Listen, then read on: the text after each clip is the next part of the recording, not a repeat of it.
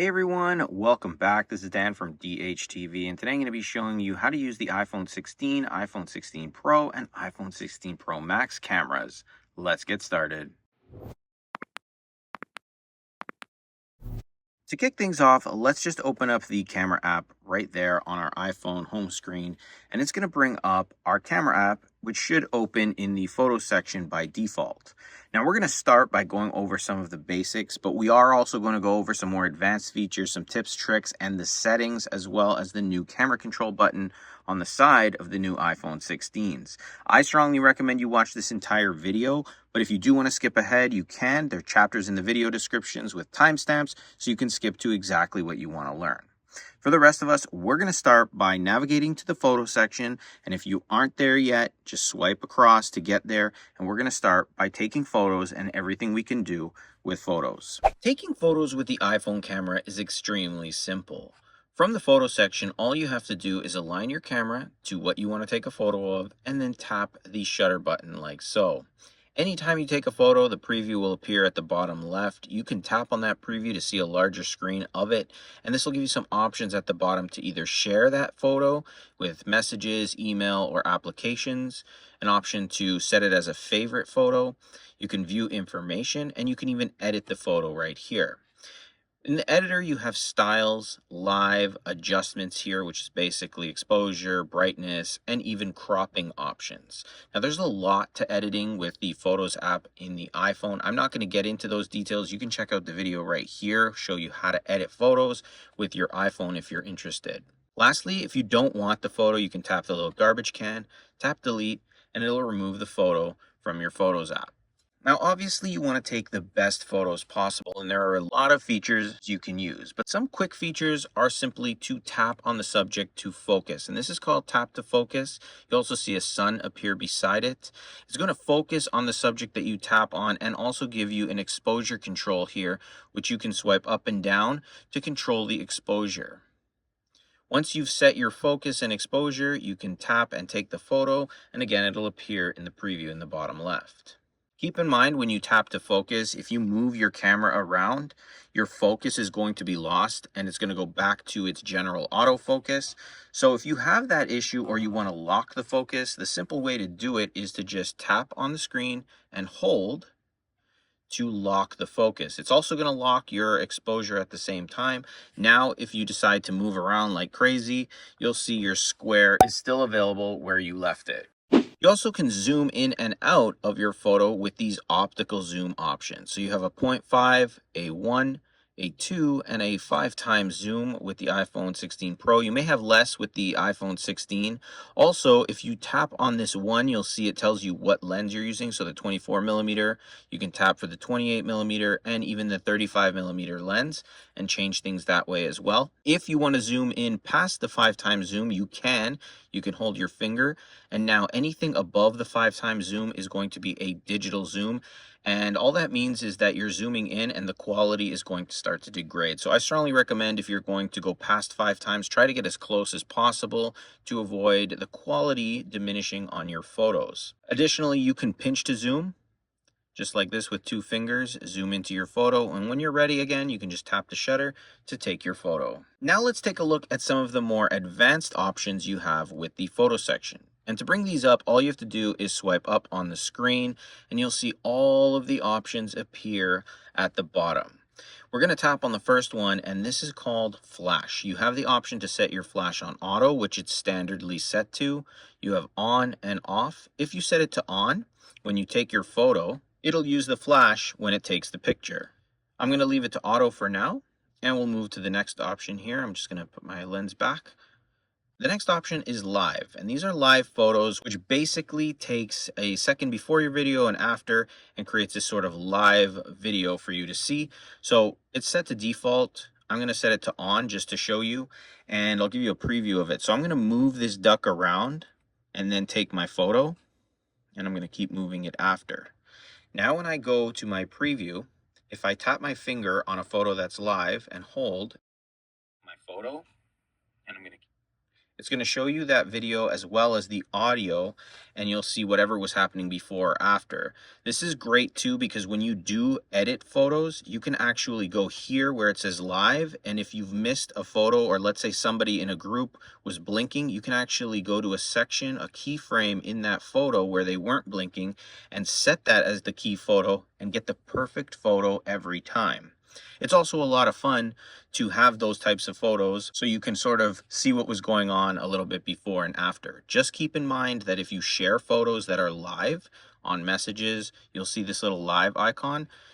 Best to turn it off just in case. A lot of people may be saying things behind people's back, and if they hear it in this live photo, I mean, it's going to be a little bit embarrassing for you. So just keep in mind that if you are sending photos, turn live off unless you're okay with everything that you've said or done in that live. We'll pull up our settings again.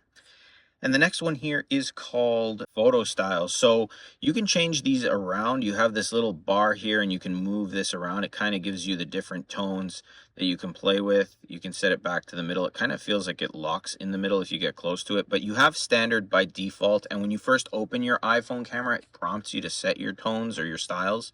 So standard is there, vibrant, natural, luminous, dramatic, quiet, cozy, and there's so many they've added to this since it first came out a few years ago.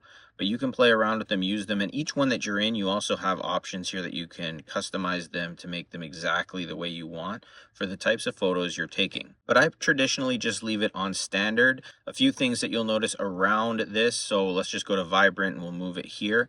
You can take the photo right there and you'll be able to see it in your photo stream later. You'll also see what your settings are for how you set your styles. You can also tap up here and it'll just bring you back to the home screen with that tone intact. If you tap on it again, it'll bring you right back to that setting where you can then go back to standard or whatever. I'm going to leave it on standard for now and we'll just tap back. Next we have the dimensions here, and it's set to 4:3, but you can actually set this to a square photo for Instagram photos.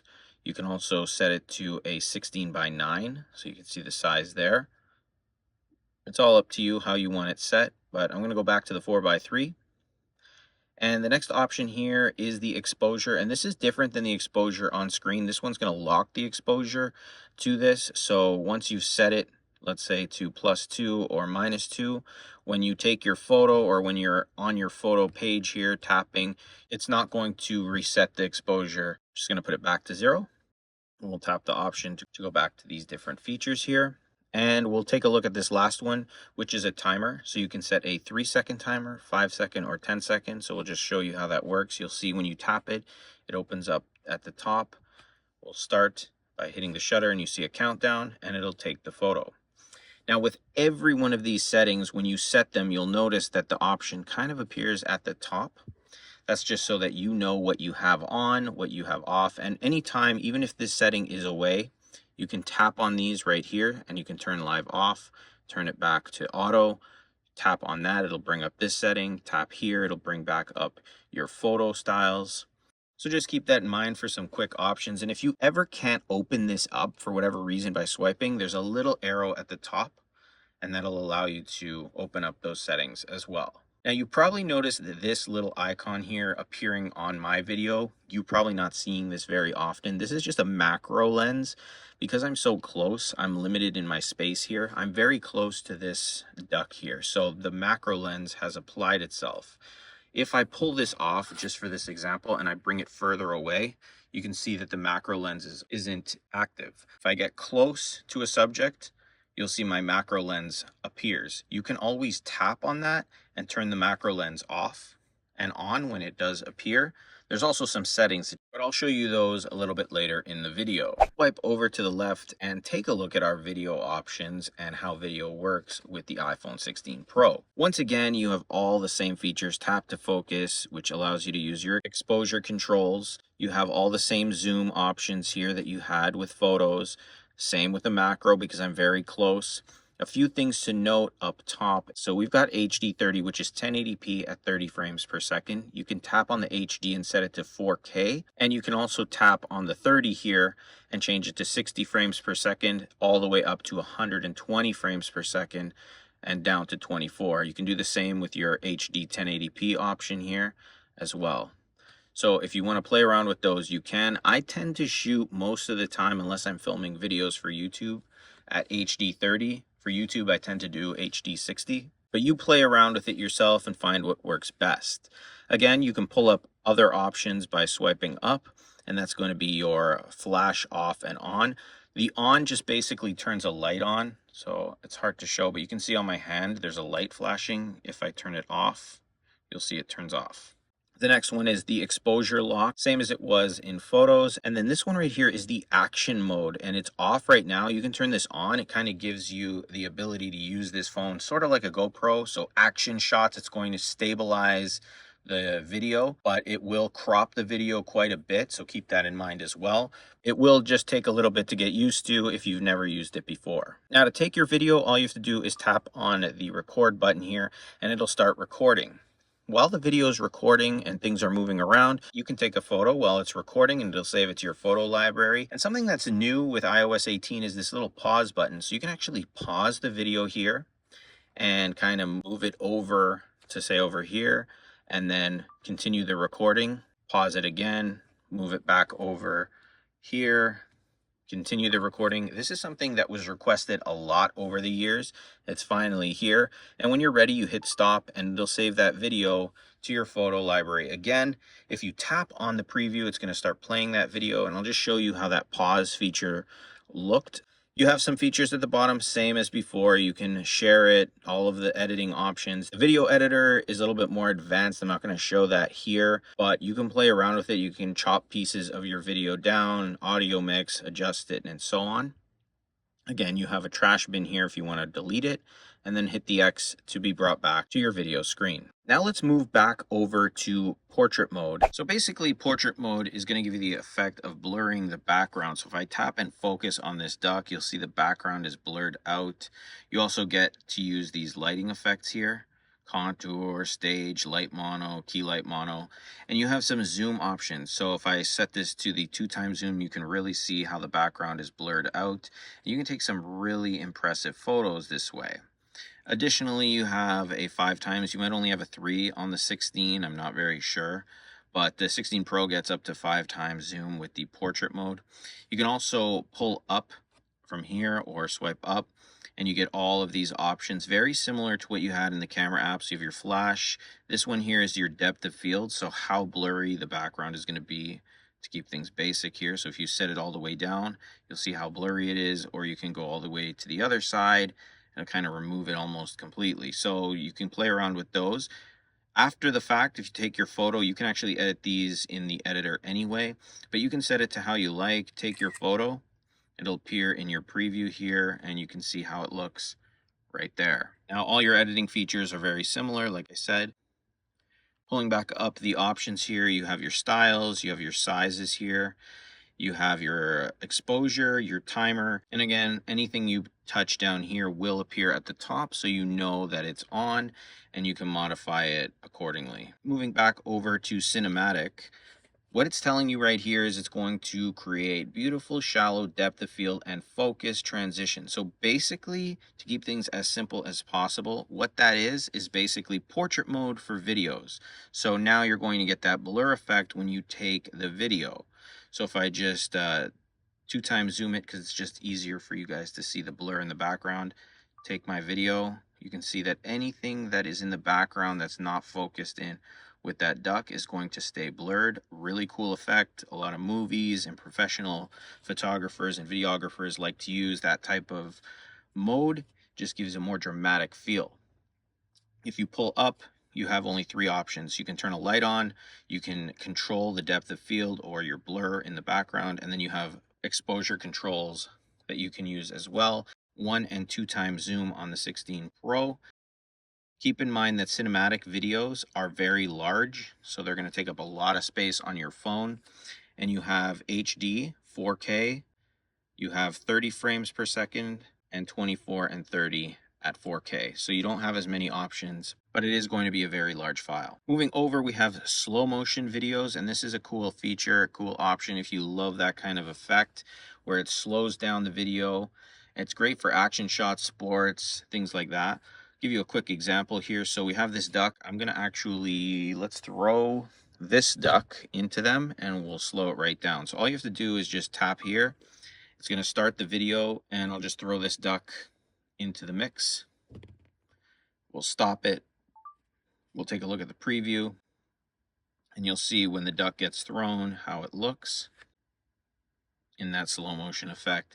And that was only at 120 frames per second. You can actually set that to 240, which will make it even slower and more dramatic. And you do have 4K, but it's all up to you. Obviously 4K and 240 are going to use more space on your phone than the HD at 120.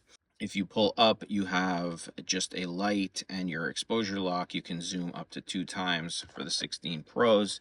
But that's a slow motion feature, pretty cool. I enjoy it, and I use it quite a bit. Moving over to time-lapse. Now, the best way for me to explain time-lapse is to actually show you. So you can see what's happening on screen here. It's just clouds moving really fast. That's actually a video that was taken for like 30 minutes, and it speeds it up to give you that really cool effect. So if you've ever seen movies that change from day to night very quick, that's what this is. Now with time-lapse, you're just going to tap. You're going to see it's going to start spinning. And you want to do this with something with movement or a transition, so you can see that transition that you would normally see in a long period of time in a very short one. You have the zoom options as well. Here you can then also tap to focus. If you bring up the settings here, you only have exposure that you can use. A really cool feature that you'd have to try out to really feel the effect of what it does. Moving back over, let's take a look at spatial mode. Now this is spatial photos and videos, which is built for viewing with the Apple Vision Pro for the best results. Keep the phone in landscape orientation and stable and all of that stuff. So we'll turn this like so. Again, it's going to work this way. I don't have this particular Apple product, so I don't know how it's going to look or anything like that, but I can show you what options you have. It's telling you to move further away, just like portrait mode. You have these options for exposure, so you can add those in. You also have live. I believe that there was a live photo down there, live, and then you had your timer. This here will switch between video and photos. If you have an Apple Vision, give it a try, see how it looks on your Apple Vision Pro. Moving over to PANO, this is a panoramic effect, which is going to allow you to grab tons of real estate and compile it into one photo. So you can see what this photo is able to grab. That duck, a little bit of the head of this zebra, not too much, whereas my camera, which is in a wide angle here, is grabbing all of this. What I can do is take this and kind of slide it across like this, and I'll be able to gather all of that real estate in one photo. So I'll show you how it works. We're going to start over here, and that's traditionally what you want to do. You're going to press on the shutter button, and you're just going to bring it, and you want to keep it as stable as possible, keeping that arrow in the line. Now I have this on this little like tripod thing, so it's a little bit easier for me. When you're done, hit stop, and we'll bring it back, and you can see the preview. That's how much we gathered in our photo now, whereas you can see if we go back, we didn't have nearly as much in that photo. But this feature is totally going to be dependent on your creativity. As for options, all you really have is tap to focus and zoom options. Now moving back over to the photo section here, I'm trying to get this f-stop to appear. Okay, so I'm in photos, and you can see this little F appeared. The reason why we weren't seeing this before is because I'm too close to things and we've got macro coming on by itself. But when I get into a position where this sort of depth of field can be applied, I can tap on that and it'll blur the background. It's hard to show it here, but if I flip to the front-facing camera here, you can see me.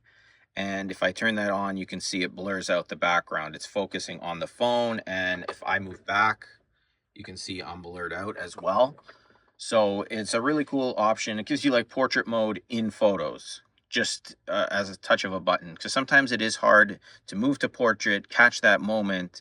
So just having that feature there is nice as well. Now, since we're talking about the front-facing camera, anytime you want to switch any of these modes that allow it, you can flip to the front-facing camera. Again, you have all the same similar modes that you had before.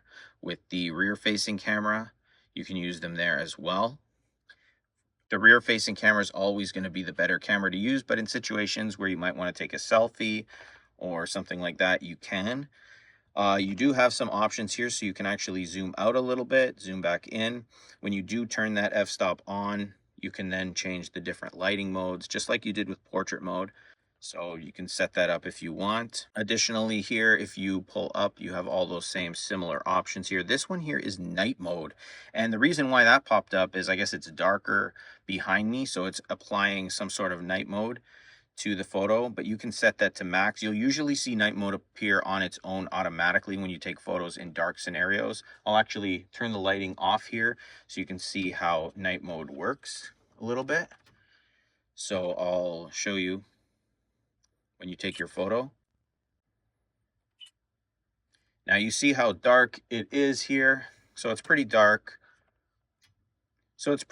But when you check the preview, it was able to pull a lot of light from the background. And the longer that the night mode is trying to pull that light, the more you'll get in terms of quality of the photo itself. Now, the headline feature this year with the iPhone 16 Pros is this new camera control button, and it works pretty simple. I showed in a full tutorial video how it works. You can click right here to watch the whole thing, but I'm just going to give you a sort of crash course on how this works. So basically what it does is it launches your camera app. You can do that just by pressing it once. So one click, it'll launch the camera app. While in the camera app, you can take photos just by pressing it once. It'll take the photo. You can see how it takes that photo.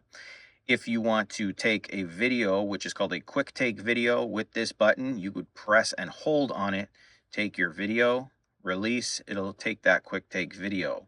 While in the video option here, you can actually press it. It'll start the video. You can record as normal. When you're done, you can stop it. It'll work the same in different modes. Now you just saw that little preview there appear. And what we're doing to activate that preview is just kind of giving it a light press. It's hard to explain, but that's what it's called, a light press. You're not pressing it to click, you're kind of pressing it lightly, and it gives you this tactical feedback, almost like a force touch, and it'll bring up those options. And you can swipe within those options to change them. So right now we're in the zoom. So you can see I'm zooming in. I can zoom out just by sliding on that button.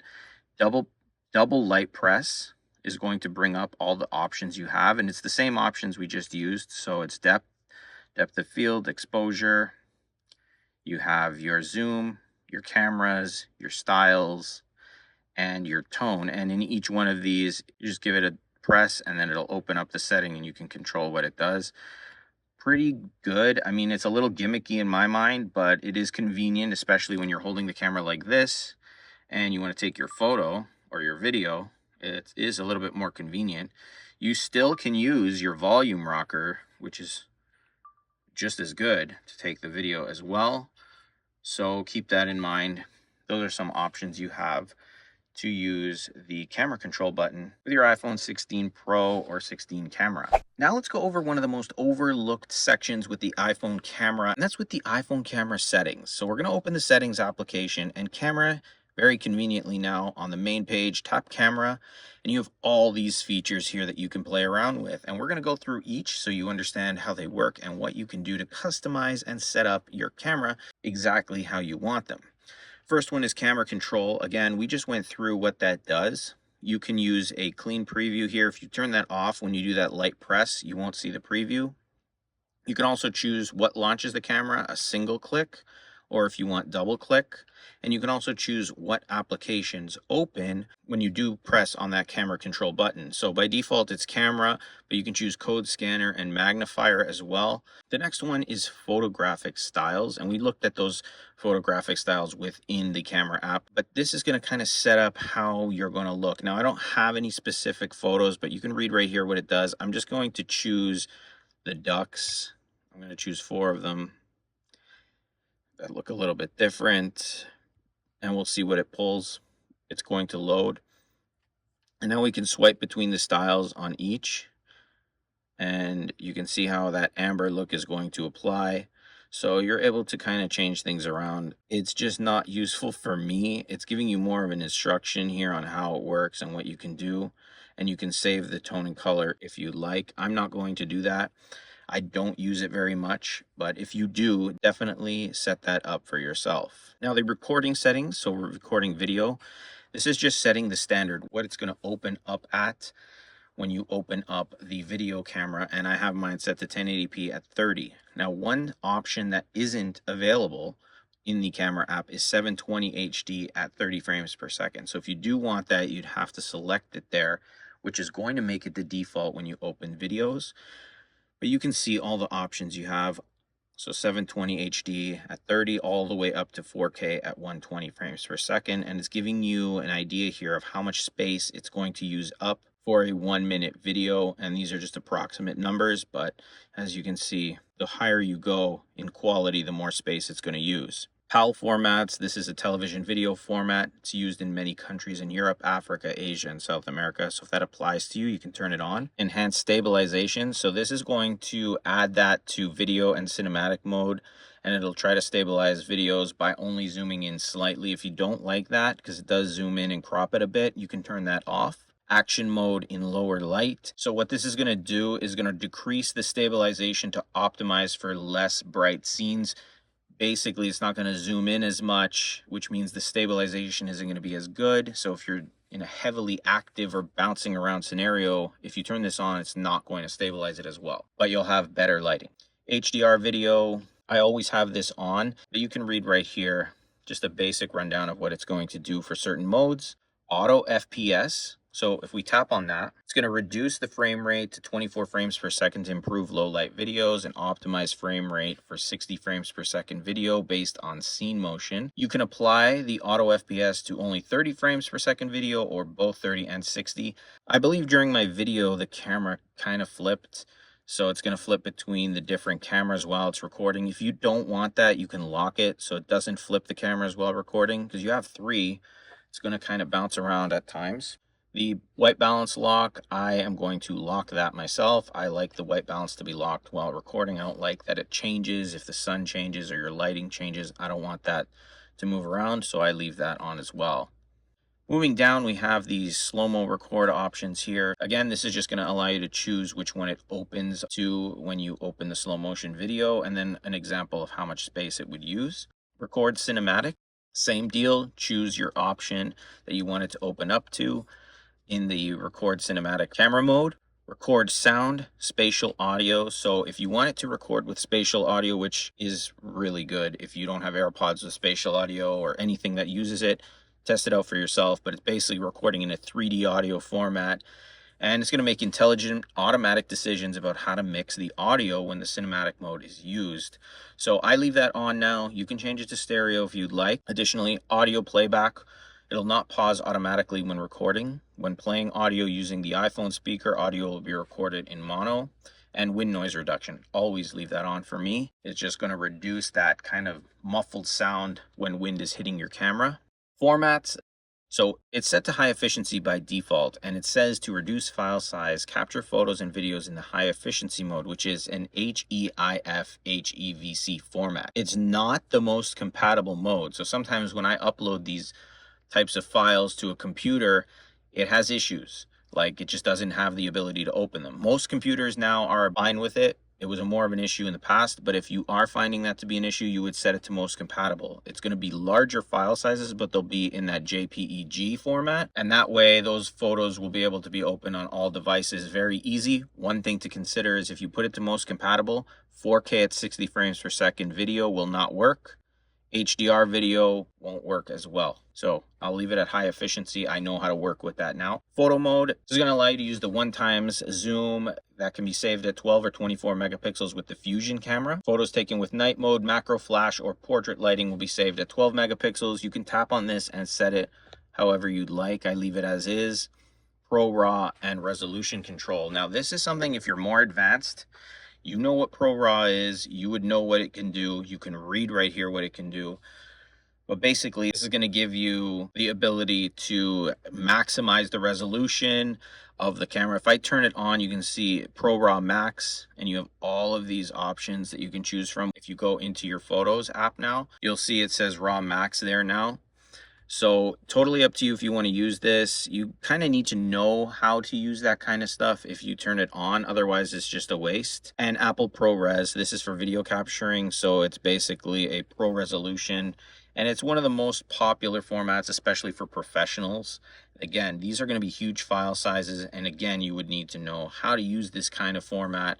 When you turn it on, you have these options, but again, if we open up our Photos app and we go to video, you can see it now says ProRes up top. Keep in mind it's HD 30 to activate ProRes, and the max time I have on this whole phone, which is completely empty, is only an hour of video. That's how large these file sizes are for these types of videos. So turn those on and off depending on if you want to use them or not. I don't. The next setting is called preserve settings, and when you open this up, it's going to give you all of these different options and camera modes that you can preserve the last setting you used them in.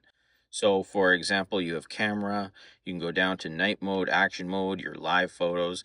And what it's going to do when you open your camera app is sort of remember what you left off with. So if you do videos and you wanted to have certain settings like exposure a certain way and different things like that, as long as you leave that in that position when you exit and you come here, you can then turn this on, turn this mode on, and next time when you open your camera app, it should return with video. And then if you check, your exposure settings will be there as well.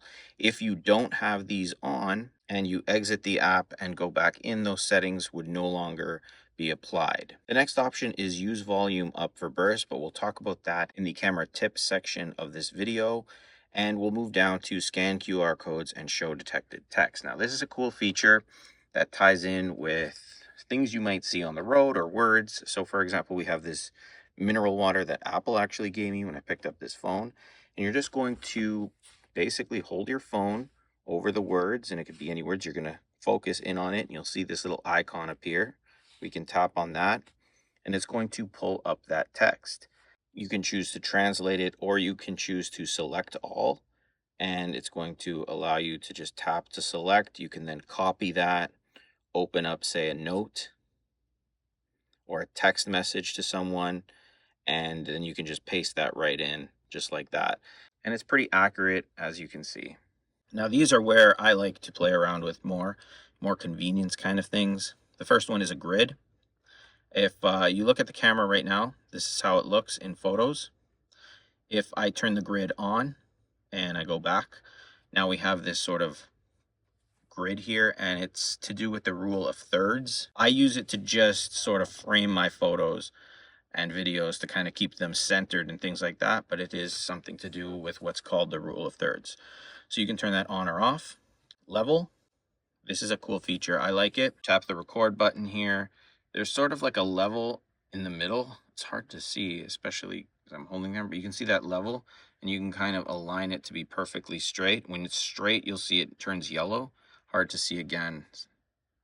Mirroring the front-facing camera, I'll talk about that in the tips and tricks section here. View outside the frame. If you want to turn this on, you can. Basically, while you're zoomed in, I'm not sure when it shows up, but it does show up. Maybe macro has to be off. Yeah, when macro's off and you kind of zoom in a little bit, you'll be able to see a little bit on the outside what you're missing. I'm not 100% sure the reason, but I guess it's so you know what you're not capturing in the frame. If you know exactly what it's all about, let me know in the comments, but that's what it does. So you can turn that on. Your photo capture with the Fusion camera.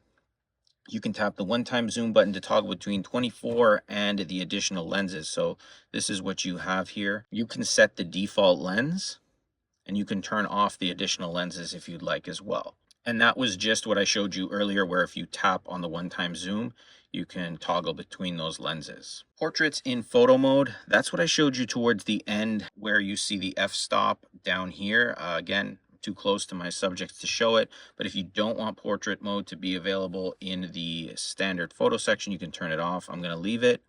Prioritize faster shooting, and this is going to intelligently adapt image quality when rapidly pressing the shutter button. So if you do want that on, you can leave it. Lens correction is going to correct the lens distortion on the front and ultra wide cameras, so I leave that on. And then macro control is going to show the camera control for automatically switching to the ultra wide camera to capture macro photos and videos. You've been seeing it throughout this video, the little flower there, because I'm too close to my subjects. Now let's get into the iPhone 16 Pro camera tips and tricks. All right, so kicking off the tips, first off, use this new camera control button. You can just quickly open up your photos. You can shoot in landscape or portrait with it. And same goes by using these buttons here to take your photos and your videos. Now, if you want to use your volume rockers to do so, if you hold on the volume rocker in the photo section, it's going to do that hold video, let go. Same thing that I showed you earlier with the camera control button. You can do the same thing with the shutter button here by just holding, and it'll start taking the video. You can lock the video by just swiping to the right, and it'll be a standard video as well. You do have burst photos, and to take a burst photo, you're just going to pull to the left. It's going to take like tons of photos in like a second. Now, since we're talking about burst mode, let's jump back into our camera settings here, and we're going to go to the section that says use volume up for burst. Traditionally, as you saw, basically it would record a video if you pressed and hold on that volume up. Well, now if you press and hold, it's going to just take a whole bunch of burst mode photos just like that. The next tip is in your camera settings again, and it's the mirror the front facing camera. It's set to off by default, but if we open up our camera app to the front facing camera here, you can see if I put my hand up here to this side and I take the photo, for whatever reason it flipped it to the other side. If you don't want it to flip that way, you're going to turn that on.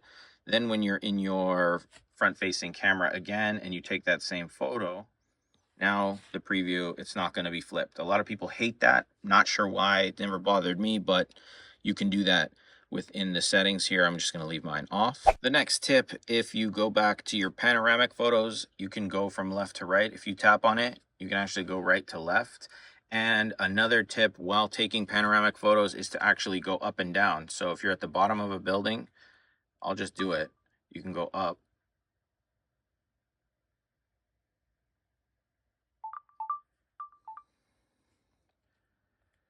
And that's what I took with that panoramic photo. So vertical. It's kind of like a think outside the box thing, but you can take really unique photos that way as well. Now this tip I can't really show you because it's not available yet, but it's Apple Intelligent with, I believe it's called Visual Intelligence. So you're going to use this right here again, that new camera control button, but from the lock screen, if you press and hold on it, and you have Apple Intelligence or Visual Intelligence, whatever it's called, enabled, then you'd be able to take a photo of, say, something outside, like a dog, and it would prop up information using like AI and say that type of dog is Chihuahua or something like that.